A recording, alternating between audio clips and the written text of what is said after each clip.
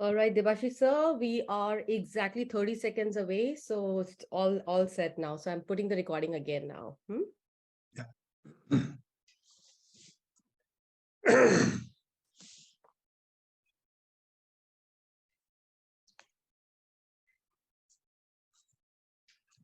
All right, so it's 5, 4, 3, 2, 1. We are going live. Good evening, everyone. Thank you so very much for joining today's interesting session that we have actually initiated. Ending violence against women is possible only if we all act together. That is now. The International Day for the Elimination of Violence Against Women on 25th November, followed by the global 16 days of activism against gender-based violence, is a moment to reflect on, renew, amplify, and strategize to achieve commitment to eliminate and violence against women by 2030. Ending this violence against women is possible only if we act together now. WHO, United Nations play a key role in bringing attention to and responding to violence against women as a public health, gender equality, and human rights issue. Now, let me give you some interesting insight. Women around the world continue to experience violence, and we all know that. 1 in 3 women will experience sexual or physical violence in their lifetime. 60% of all human trafficking victims are women and girls. 50% increase in the likelihood of domestic violence experienced by women in conflict zone. Less than 40% of women who experience violence seek help of any kind, and we don't reach out to them. I feel fear, shame stop people from reporting or discussing their experiences of violence, but we must break the silence in order to end it. Each and every one of us has the power to raise our voice against dangerous norms and behaviors. So today, ladies and gentlemen, we have with us Debashis Sathpathy, serving National Building Construction Corporation, New Delhi as a General Manager, Human Resource. A truly welcome to you, sir. Thank you. So Thank you. every pleasure, sir. A warm welcome from Delhi ISTD Chapter. So every action, no matter how small it is, can change the world. Ready to show the world the power of action? Yes, today we have with us a great man behind who's taking the legacy of the Epic of Mahabharata. So today, Debashis sir, let me ask you, what metaphor you would like to share with us today? I think the platform for it to you. All to you, sir. Thank you. Thank you very much for giving me this opportunity to speak about the subject with special reference to Mahabharata. And straight away, let me come to the subject because no need to give an introduction because you have given already introduction. At the outset, let me tell you, in the entire Mahabharata, at any point of time, any character has made any attempt to insult women, they have paid a heavy price for this. Right? Starting from your Durjadhan to Dusasan to Bhisma to Karna to Kichak, you name anyone in Mahabharata character, they have paid a heavy price. And let me first share with you what has really happened to Karna.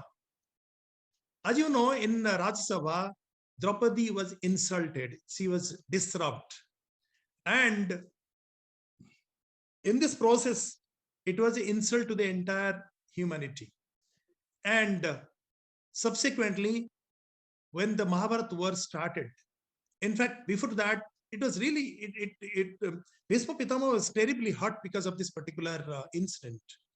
And when Durjadhan went to Bhisma Pitamaha, that please permit Karna to participate in the war, because for most of you, maybe it must be a news or it may be, let me update to all of you is that though Karna was a big warrior, he was not permitted to participate in the war by Bhisma Pitama, who was their army chief.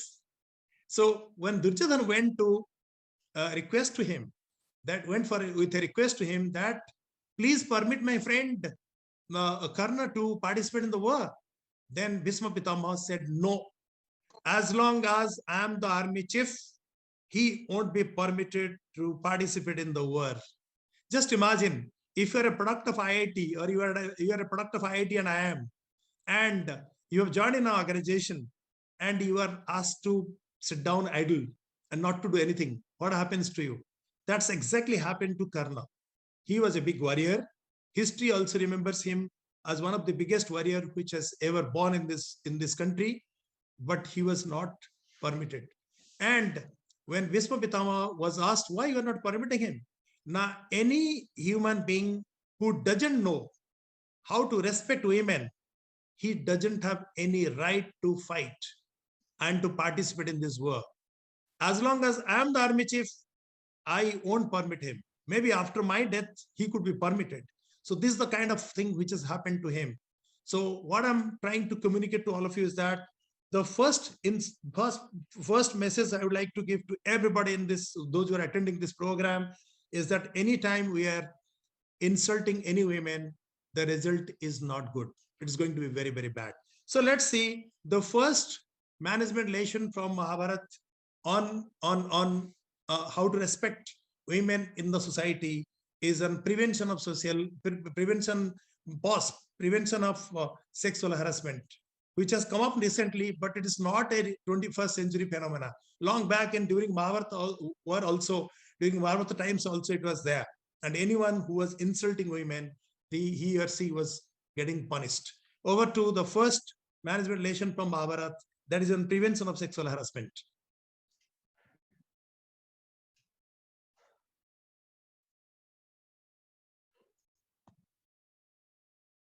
Friends, let me share with you one management lesson from Mahabharata. This is on prevention of sexual harassment. Pause. The epic is, in the Mahabharata war, Bhisma was injured and Duryodhan paid a visit to inquire about his health in the evening. He requested Bhisma to permit Karna to participate in the war. Since he was confined to the war room on Bhisma's direction, Bhisma immediately shouted and said, "As long as I am the commander of your army, Karna will not fight under my flag." When Duryodhan said, "Why are you punishing him?" Bhisma said, "He has insulted my teacher Parsuram. No disciple of his can be so indecent." He called Draupadi, our Putrabadhu, a prostitute in the open court and thereby insulted her. A man who cannot respect women will not fight under my banner. ये 5 तो तुम्हारी रक्षा नहीं कर पाए, इसलिए आकर मेरे मित्र दुर्योधन की गोद में बैठ जाओ। 5 पतियों वाली तो तुम पहले ही से हो, तो छठे का हाथ पकड़ लेने में हानि क्या है? जो स्त्री 5 पुरुषों के साथ रहती हो वो पत्नी नहीं, वेश्या होती है।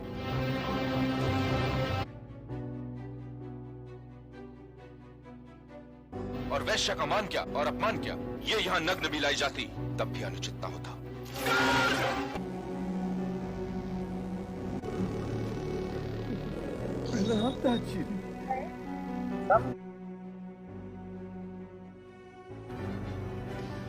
क्या मैं एक प्रार्थना कर सकता हूँ पितामह? नहीं, जब तक कि सेना का प्रधान सेनापति मैं हूँ, वांगराज कर्ण इस युद्ध में भाग नहीं लेगा। क्या मैं पूछ सकता हूँ पितामह कि आप उस परशुराम शिष्य कर्ण को किस अपराध का दंड दे रहे हैं? उसने मेरे गुरु परशुराम का अपमान किया है। उनका कोई शिष्य असभ्य नहीं हो सकता पुत्र, और उसने भरी राजसभा में कुलवधू द्रौपदी को वेश्या कहकर उसका घोर अपमान किया है। जो नर किसी नारी की मर्यादा की रक्षा न कर सके, मेरे ध्वज तले युद्ध नहीं कर सकता पुत्र, नहीं कर सकता। Let me share with you the management lesson from this epic. Prevention of sexual harassment is not a 21st century phenomena. It was very much prevalent during Mahabharata times as well. It is an act which seeks to protect women from sexual harassment at their place of work. There is a provision of punishment for the violation of the act. When the war between Kauravas and Pandavas was in full swing, the great warrior Karna, at the direction of Bhisma Pitama, was confined to his room since he was not permitted to take part in the war. With utter frustration, he said, "Why I should be the victim of all injustice? Look at my helplessness. If I don't take part in the war, I will never be able to repay Duryodhan. O Lord, save me from this situation." Tell Bhisma Pitama to invite me for the war. What is the value of my endowment if I do not take part in this war?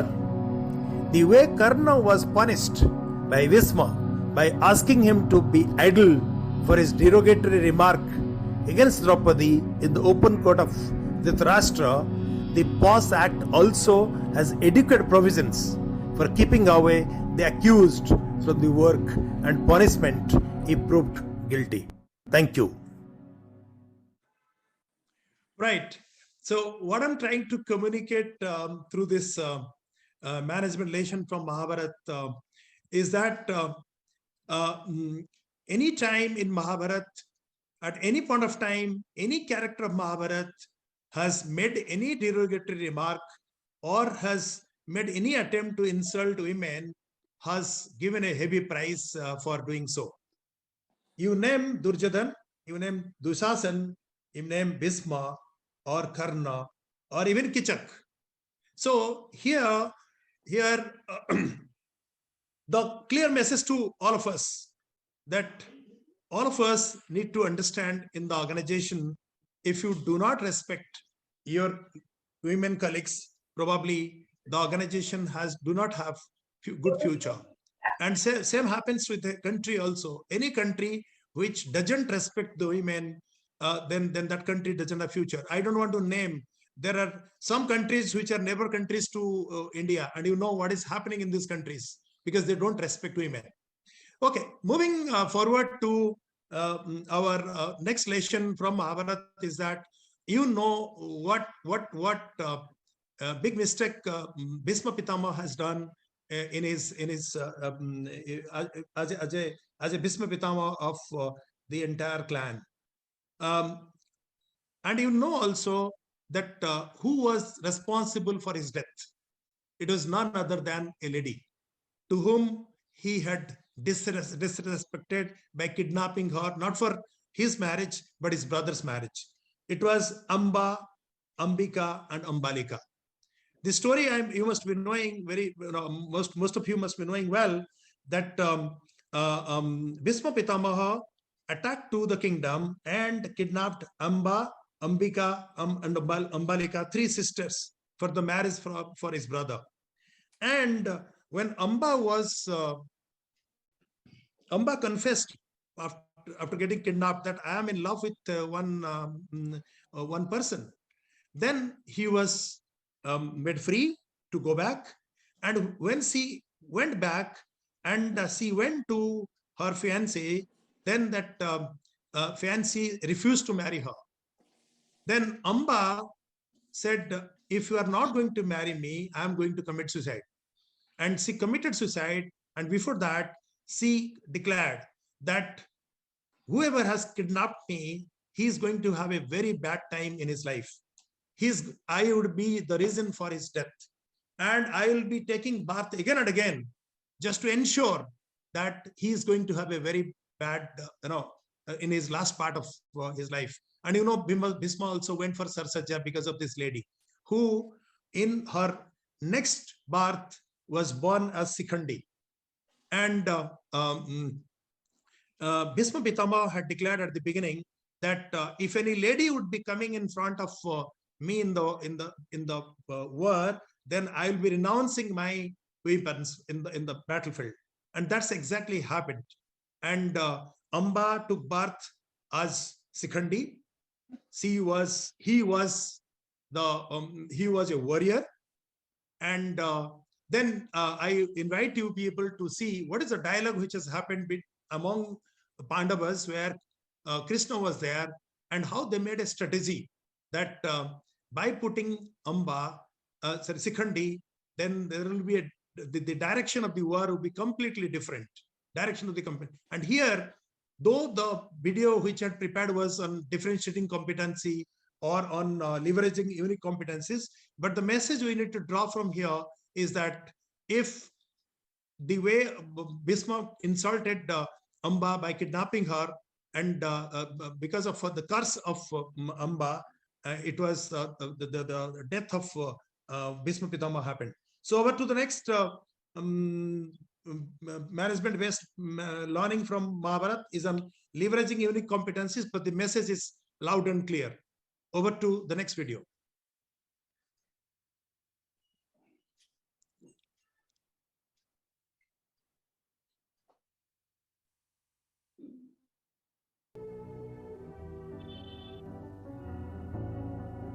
आपका कहना उचित है बड़े भैया। आपके होते कल्याणी रणभूमि में नहीं जा सकती, किंतु भ्राता शिखंडी को तो कोई मर्यादा रोक नहीं सकती। भ्राता शिखंडी? वे महारथी अवश्य हैं केशव, किंतु वे पितामह का सामना नहीं कर सकते। और फिर पितामह ने नारी की बात की थी। वे अर्ध पुरुष ही सही, किंतु हैं तो पुरुष ही ना। वे तुम्हारे लिए अर्ध पुरुष होंगे पार्थ, परंतु पितामह उन्हें देखते ही धनुष रख देंगे। Friends, let me share with you a management lesson from Mahabharata. This is on leveraging unique competencies. The epic is, during the Mahabharata war, Krishna was deliberating with Pandavas on how to eliminate Bhishma from the battlefield. Earlier, during the visit of Yudhishthir and Arjun, Bhishma had given them the clue that if women would come against him in the battlefield, then he would renounce his weapons. Hence, the name of Draupadi came up for discussion. However, Krishna proposed the name of Shikhandi. Arjun said he could be a warrior, but he cannot fight against Bhishma. Besides, Bhishma has spoken about women. Shikhandi may be half man and half women, but nevertheless, he is a man, Krishna replied. He may be half man for you, but Bhishma won't raise his weapons when he would see him, because for Bhishma, Shikhandi is a woman. He would recognize Kasi Princess Amba in him. In his last life, as Princess of Amba, she was insulted, and then she vowed in Hastinapur court that she would take birth to become the cause of Bhishma's death. Hence, she has born again to take the form of Shikhandi. Bhishma would easily recognize him and would renounce his arms in the battlefield. Ganga पुत्र के लिए महारथी शिखंडी नारी ही है। गंगा पुत्र उनमें काशी की राजकुमारी अंबा को अवश्य पहचान लेंगे, किंतु अपमान के नरक में जलने वाली अंबा। ये ठीक है कि गंगा पुत्र ने काशी राजकुमारी अंबा का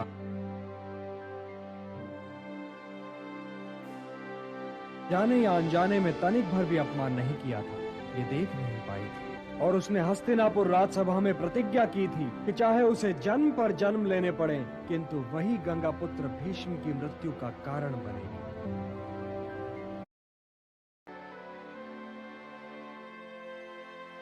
तो उसने जन्म पर जन्म लिया सही और आज शिखंडी बनकर कुरुक्षेत्र में उपस्थित है। किंतु क्या पितामह उन्हें पहचान लेंगे वासुदेव? यदि वे गंगा पुत्र भीष्म ना होते तो कदाचित न पहचान पाते, किंतु वे गंगा पुत्र भीष्म हैं और इसीलिए शिखंडी के रूप में सामने खड़ी अंबा को अवश्य पहचानेंगे। Let me share with you the man. Yeah, here the message is loud and clear that Amba, as the prince, she vowed that I am going to take revenge. May not be in this life, but maybe in the next life. And in the next life, she was born as Shikhandi, and she came forward in the battlefield. And the moment Bhishma Pitamaha saw Shikhandi, he had to renounce the arms and women, arms and ammunitions. And then you know what Arjun did, and Arjun started firing towards him, and in the process he took Sarsajya. So again, I'm repeating probably for the second time that in Mahabharata, anytime any character has made any attempt to make any derogatory remarks or insult any women, they have paid a heavy price, including Duryodhan, Dusasan, Bhishma, Karna, Kichak, and all this. So before concluding, I'll just narrate one more incident of Mahabharata, where again similar kind of thing has happened. As you know, after 12 years of Vanvas, on the 13th year, Pandavas were in Agyantwas. And during Agyantwas, they were in the Virat kingdom. And they had different names they had, and they were in disguise. And at that point of time, Draupadi was the servant of the queen and Saurendri, and she was beautiful. And the queen's brother Kichak had come, and he had a bad intention towards Saurendri. And Saurendri communicated this particular incident to Bhima. And you know what Bhima did? Bhima killed Kichak. And that is the reason of the war between Pandavas and Kauravas much before to the Mahabharata war. So there are two wars between Pandavas and Kauravas. One is Mahabharata war, second is the Virat Kingdom war. So I'm concluding by saying that I have mentioned about Duryodhan, Dusasan, Bhisma, Karna, Kichak, and all these characters had paid a heavy price because of their derogatory remarks or insult to women. And again, message to all of us, including me and everybody, those who are listening to me, that let's respect our sisters, brothers, and all the women of this country, so that this country would be one of the best country in the world, and as it is. So over to Anubha to take it further. Thank you so much, Debashis sir. I think it was pretty insightful about talking about, Draupadi as well as Amba, something which I was not aware of, how the Shikhandi element came in. So before I close the session, I would like to ask from the audience if they have any query and question before I put up any question to you. Any query, any question, you can unmute yourself. Anyone? Okay, so let me ask, I got a question on the chat as well as on the message. This audience wants to know, see, you talked about Draupadi and you talked about Amba. What message you would like to give to the women in the today's world that, as you're talking about the epic from Mahabharata, what we need to do? Message is that anytime you find any injustice which is happening to women, don't be silent. And you need to come forward, you need to be assertive, and sometimes if there is a required, you need to be aggressive as well, right? And the way Draupadi informed to Bhima that there is something wrong which is happening to me, and what is the consequence, Bhima immediately, attacked, and he finished Kichak. Similarly, if you see Draupadi was, though she was disrupted, but she was not silent. She appealed to Bhisma Pitamaha. She appealed to Dhritarashtra that you are the custodian of the respect of women in the country, and you are the king of the country. If you are not going to preserve, protect the respect of women, then you don't deserve to be the king of this country. So, and subsequently how Krishna came forward and gave her enough saris or whatever, and she was protected. But what I'm trying to communicate is that don't be silent at any point of time. You need to come forward, you need to demand respect, you need to command respect, and you need to be assertive in for your rights and as well as duties. So that's my message to everybody. Very powerful message, sir. In fact, I could see Sandeep Solanki sir is mentioning, would anyone would like to throw some light on incidents like Nirbhaya and Shraddha in our country? It's your choice to refer or skip. No, it's not the choice we want to skip. It's very important that at least you have brought this, Sandeep sir. I think that's the reason why we all are here to become a voice. It's really important to send this message. And, yes, kind of comparison that you have been sharing, indeed. The last question I would like to take it. What are the things the women should do and what are the things the male should do to increase the voice against violence? Everybody should understand that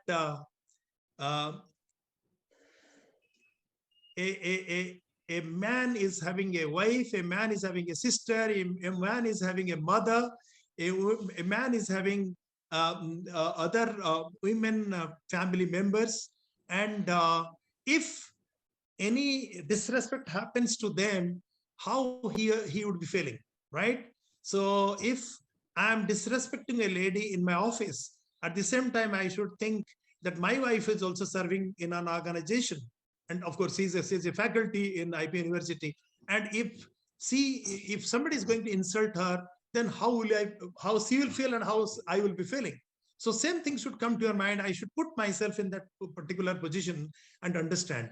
So the moment you will think that, yes, if insult happens to my brother, my sister, to my mother, to my wife, I cannot digest. Then why I should insult to a lady in the organization? Same thing is going to happen to her. So that's the message to everybody. Fantastic. Thank you so much. I can see a lot of traction. People are really wanted to talk, but then thank you so very much.